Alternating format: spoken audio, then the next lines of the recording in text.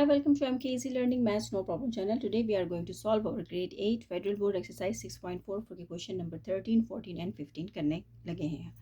इससे पहले जितने भी क्वेश्चन हैं 6.4 के वो हमने अपने प्रीवियस लेक्चर में कर लिए हैं और आप लोग जो है मैं इस वीडियोस के डिस्क्रिप्शन बॉक्स में प्रीवियस जो क्वेश्चन हमने किया है उसका मैं जो है वो लिंक शेयर कर दूंगी, तो आप लोगों के लिए उसके प्रीवियस क्वेश्चंस को फाइंड आउट करना ईजी हो जाएगा। आप लोग अगर मेरे चैनल पर अभी न्यू हैं तो मेरे चैनल को ज़रूर सब्सक्राइब करें, क्योंकि मुझे आप लोगों की सपोर्ट की बहुत ज़रूरत है। और अगर आप लोगों को मेरी वीडियोस पसंद आती हैं तो आप उसको लाइक करें और अपने फ्रेंड्स के साथ ज़रूर शेयर करें।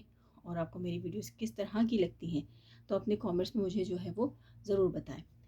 तो आज हम अपना क्वेश्चन स्टार्ट करने लगे हैं। ये मैंने क्वेश्चन नंबर 13 जो है यह ऑलरेडी यहाँ पे मैंने मेंशन किया हुआ है। 4x4 plus 20x square Y Z plus 25x square Y square and Z square. इसको बेसिकली हमने सॉल्व करना है with the help of formula. तो फार्मूला जो हम यहाँ पे यूज़ कर रहे हैं या जो इस क्वेश्चन में इस एक्सरसाइज में जो यूज़ हुआ है वो है A square plus 2ab plus B square. तो उस फार्मूले से हमने इसको सॉल्व करना है। अगर हम अपने क्वेश्चन को गौर से देखें तो यहाँ पर हमें पता चल रहा है कि ये इस फार्मूले की एक्सपेंडेड फॉर्म है। तो चलें इसको स्टार्ट करते हैं। अब यहाँ पर देखें, ये हमारा ए स्क्वायर है, ये हमारा बी स्क्वायर है और ये जो है हमारा 2ab यानी सेंटर पार्ट है। तो हम इसको किस तरीके से सॉल्व करते हैं। अब 2 का हमें मालूम है, 4 का जो है वो स्क्वायर होता है 2 और यहाँ पर x जो है उसकी पावर जो है वो 4 है। तो अगर मैं यहाँ पर 2 लेकर और यहाँ पर इसका होल स्क्वायर करती हूँ तो फिर जब इसको मल्टीप्लाई करूँगी तो मुझे यही वैल्यू मिल जाएगी। आगे बढ़ेंगे। अब यहाँ पे फॉर्मूले का 2 ए की वैल्यू हमें पता चल गई है, वो है 2x स्क्वायर। अब बी की वैल्यू हम मालूम कर लेते हैं, वो हमें मालूम नहीं है। तो हमें ये पता है कि बी जो है वहाँ पे है 25। तो 25 का परफेक्ट स्क्वायर होता है 5। अब यहाँ पे एक्स स्क्वायर है, वाई स्क्वायर है, जी स्क्वायर, तो मैं यहाँ पर एज इट इज़ लिख दूँगी, यानी ये 1 है। तो जब ये 2 इससे मल्टीप्लाई होगा तो ये एक्स स्क्वायर, वाई स्क्वायर और जी स्क्वायर हो जाएगा। तो हमें अब बी की वैल्यू पता चल गई है, तो वो यहाँ पर हम एज इट इज़ लिख देते हैं।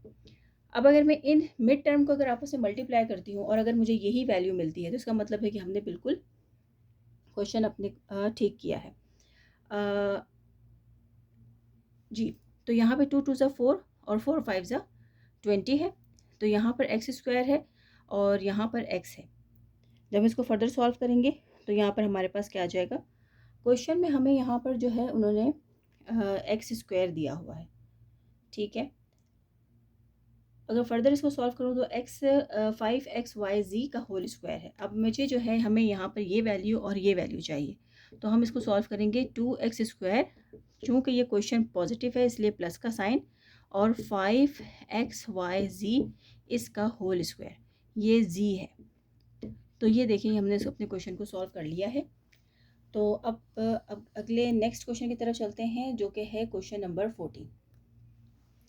क्वेश्चन नंबर 14 जो है वो मैं उतार लेती हूँ। क्वेश्चन नंबर 14 भी इसी तरीके से ही होगा, लेकिन यहाँ पर जो है वो क्वेश्चन हमें दिया हुआ है उन्होंने फ्रैक्शन फॉर्म में। तो क्वेश्चन अगर फ्रैक्शन फॉर्म में दिया हुआ है तो भी उसका कोई इशू नहीं है, वहाँ पे हमें सिर्फ ये देखना है कि ये किसका परफेक्ट स्क्वायर है। तो यहाँ पे हम यही बात लिखेंगे अकॉर्डिंग टू फार्मूला। तो फार्मूला जो है वो हमें मालूम है कि वो है A square plus 2ab and plus B square. ये ए है, ये बी है। तो 9 का जो है स्क्वायर होता है 3, यानी 3 को अगर हम 2 टाइम्स करें 3 3 ज़ा 9 होगा। 16 का जो है वो होता है 4 और x, अब यहाँ पर अगर मैं इसका होल स्क्वायर लिख दूँ तो ये हमारे पास इसका परफेक्ट स्क्वायर बन जाता है। फर्दर चलते हैं, प्लस 2 3/4x, ये हमें a की वैल्यू पता चल गई है, b की वैल्यू हम मालूम कर लेते हैं।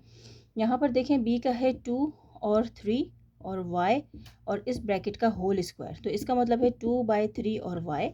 अब ये और ये वैल्यू हमें चाहिए, तो 3/4x प्लस 2/3y इसका होल स्क्वायर। तो ये हमारा आंसर है, यानी कि अपने इस क्वेश्चन को हमने इसकी क्लोज्ड फॉर्म में कर लिया है। तो फर्दर चलते हैं अपने क्वेश्चन नंबर 15 पे, जो कि आज हम लोगों ने सॉल्व करने थे। क्वेश्चन नंबर 15 जो है अब आप लोगों को सिर्फ़ और सिर्फ क्वेश्चन को देख के और अब आप लोगों को इतना यूज़ टू हो जाना चाहिए कि आप लोगों को परफेक्ट स्क्वायर का पता चले कि कौन से नंबर का परफेक्ट स्क्वायर क्या होगा। ये बहुत इंपॉर्टेंट बात है। तो ताकि आप लोगों का टाइम जो है वहाँ पे अपना सेव कर सकें आप। टाइम सेविंग आपने जितनी भी आप लोगों की एक्टिविटीज़ हैं आप लोगों ने उनको लाजमी करना है, क्योंकि एग्ज़ाम में जो है वो टाइम जो है बहुत आपको पता है तेज़ी से गुजर जाता है। इसलिए अब ये जितनी भी बातें हैं, यानी कि इसका परफेक्ट स्क्वायर क्या होगा, ये आप लोगों को बहुत अच्छे से मालूम होनी चाहिए। तो ये मैं क्वेश्चन उतार रही हूँ अपना 15 प्लस 64 एंड 49 वाई स्क्वायर।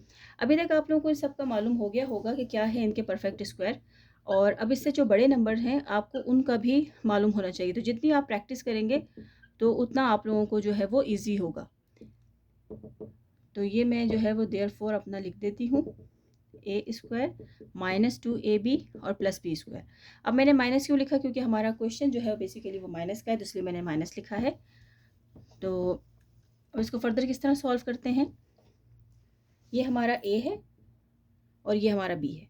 तो 49 का परफेक्ट स्क्वायर होता है 7 और 64 का तो हमें मालूम है कि क्या होता है 8। जब 8 को 8 से करेंगे तो 64 आएगा, और x का तो इसका होल स्क्वायर माइनस 2 फॉर्मूले का। अब a की वैल्यू हमें पता चल गई है 7/8x। b की वैल्यू हम देख लेते हैं क्या है। तो पहले मैं यहाँ बना लेती हूँ, b की वैल्यू 64 है, तो 64 का हमें मालूम है कि क्या होता है 8 और 49 का 7 है। और यहाँ पर y है तो y आ गया, तो 8/7y।